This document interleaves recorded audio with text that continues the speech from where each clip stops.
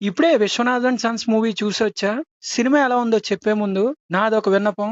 మన ఛానెల్‌లో ప్రతి వీడియో చూస్తున్నారు, ఆదరిస్తున్నారు. కానీ లైకులు మాత్రం కొట్టట్లేదు, సబ్స్క్రైబ్ చేయట్లేదు. మీరు కొట్టే ప్రతి లైకు మన ఛానెల్ వాల్యూని పెంచుతుంది. అండ్ మీరు కొట్టే ప్రతి సబ్స్క్రైబు మన ఛానెల్‌కి ఎంతో బూస్ట్‌నిస్తది. సో, లైక్ చేసి సబ్స్క్రైబ్ చేయండి. అండ్ మీ ఒపీనియన్ కూడా కామెంట్ బాక్స్‌లో కామెంట్ చేయండి. ఇవన్నీ ఇప్పుడు చెప్పేవే. ఇప్పుడు మా ముందుకెందుకొచ్చావు? మళ్ళీ చెప్పు. నాకెందుకు ఫోన్ చేసావు చెప్పు. మామ సూర్య గారితో 'వెంకీ అట్లూరి' సినిమా అనగానే ఒక టైప్ ఆఫ్ ఎక్స్‌పెక్టేషన్ సెట్ అవుతే, దానికి తగ్గట్టే వాళ్ళు కూడా సినిమా షూటింగ్ ప్రోగ్రెస్‌లో సంజయ్ రామస్వామి లాంటి క్యారెక్టర్ మరోసారి చూడబోతున్నారు అని చెప్పి, అది ఇది అని చెప్పి హైప్ ఇచ్చారు. ఒక టైప్ ఆఫ్ ఎక్స్‌పెక్టేషన్స్ అయితే సెట్ చేశారు. ఆ ఎక్స్‌పెక్టేషన్స్ రీచ్ అయిందా అంటే 100% అయింది. వాళ్ళ ప్రమోషన్స్‌లో ఏదైతే చెప్పుకుంటూ వచ్చారో సినిమాలో అదే ఉంది. సినిమా ఎలా ఉందో అలాగే ప్రమోట్ చేసుకుంటూ వచ్చారు. 'వెంకీ అట్లూరి' మరోసారి మెప్పించాడు. 'లక్కీ భాస్కర్‌కి' నేషనల్ అవార్డ్ వచ్చింది. ఈ సినిమా కూడా అదే రేంజ్‌లో రైటింగ్ ఉంటదా అంటే లేదు. సినిమాకి తగ్గట్టు ఉంటది. ఇదొక ఫ్యామిలీ సినిమా. కమర్షియల్ జోన్‌లో నడిచే ఫ్యామిలీ సినిమా. సో, దానికి తగ్గట్టే డైలాగ్స్ ఉంటాయి. కావాలని చెప్పి డైలాగులు ఇరికిస్తే సెట్ అవ్వదు. స్టోరీకి తగ్గట్టే రాశారు. అండ్ ఈ సినిమా కథనైతే చాలా బాగా రాసుకున్నారు. ఫ్యామిలీ సినిమాలంటే ఇంకెలాగే తీస్తారు, ఇంకెలా తీస్తారు. మళ్ళీ దీన్ని కూడా ప్రెడిక్టబుల్ అంటే ఎవ్వడేం చేయలేడు. ఫ్యామిలీ సినిమా అంటేనే ప్రెడిక్టబుల్ గా ఉంటది. ఏం జరుగుతుందో మనకు ముందే తెలుస్తది. చాలా సీన్లు ఫన్నీగా ఉంటాయి. 1, 2 సీన్లు వర్కౌట్ అవ్వకపోయినా మోస్ట్ ఆఫ్ ద సీన్స్ మొహం మీద నవ్వు అలాగే ఉంటది. పర్ఫార్మెన్సెస్ గురించి చెప్పు మనోళ్ళకి. ఈ సినిమాలో యాక్టర్ సూర్యని చూసా. చాలా రోజుల తర్వాత సూర్య పర్ఫార్మెన్స్ చూసినప్పుడు చాలా బాగా అనిపించింది. సెకండ్ హాఫ్ లో ఒక పర్టికులర్ సీన్ లో సూర్య పర్ఫార్మెన్స్ అయితే చాలా చాలా చాలా బాగుంటది. ఓవరాల్ గా సూర్య అయితే క్యారెక్టర్ తగ్గట్టు చాలా బాగా చేశారు.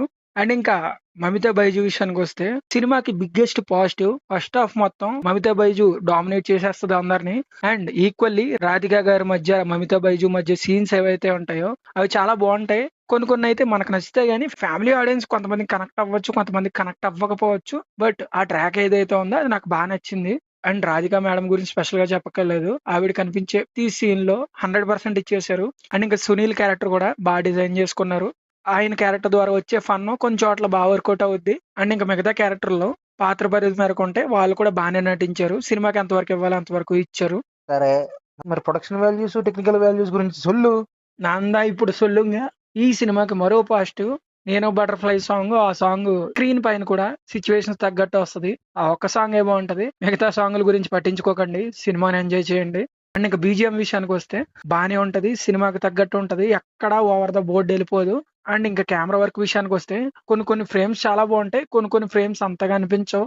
బహుశా ప్రొడక్షన్ వాల్యూస్ వల్ల అనుకుంటా. కొన్ని చోట్ల ప్రొడక్షన్ వాల్యూస్ బాగుంటాయి, కొన్ని చోట్ల బాగో. నేను సీన్ ని పర్టికులర్ గా వివరించి చెప్పలేను కానీ ఒక సీన్ ఉంటది, నైట్ మోడ్ లో ఉంటది. లక్కీ భాస్కర్ లో ఏదైతే సెట్ యూస్ చేశారో ఆల్మోస్ట్ దానికి దగ్గరగా ఉంటది. అది చాలా సినిమాల్లో చూసాం. ఆ సెట్ సరిపోదా శనివారంలో ఉంటది, రంగబలిలో ఉంటది. జస్ట్ దాన్ని అటు ఇటు చేసి సెట్ వేసి తీసారు. అది నాకు అంతగా అనిపించలేదు. ఓవరాల్ గా చెప్పాలంటే బానే ఉంది. వాళ్ళ బడ్జెట్ ఏదనుకున్నారో దాంట్లోనే తీశారు.